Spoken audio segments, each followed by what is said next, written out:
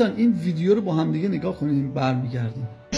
اگر زن بهانه میکند سنگار و آرایش برای شوهرش نمی کند، الله جل مجده در قرآن میفرماید واضربوهن، اگر زنان نافرمان شدن، اگر زنان ناشزه شدن، اگر زنان سرباز زدن از خواسته های شوهر، در اون صورت زنان را بزنین. فقها می نویسند در یک صورتی که زنان زده می شوند اون در صورت است که مرد مطالبه زینت و آرایش از زن می کند اما زن خود را آماده برای مرد خود نمی کند. در این صورت شما زنان را بزنین. الله متعال توسط پیغمبر اسلام مجوز کتک زدن زنها رو به همه مردها میده. سوره نساء آیه 34. ای مردها اگر زنتون آرایش نمیکنه باب میل شما نیست، اون رو کتکش بزنید.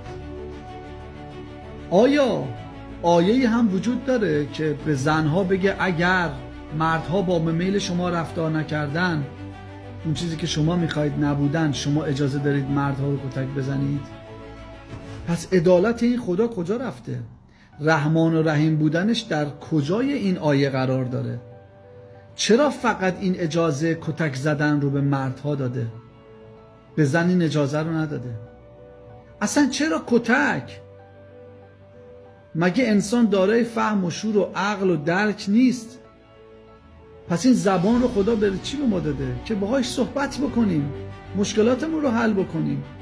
چرا ما باید همدیگر رو کتک بزنیم؟ دلیل کتک زدن چیه؟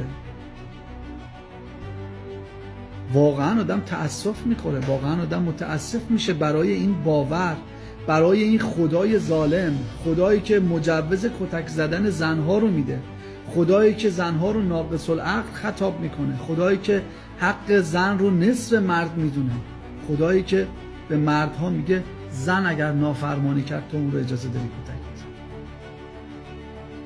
نه از رحمان و رحیم بودنش خبریه، نه از عدالت. فقط انسان میتونه تأسف کنه، نه چیز دیگه.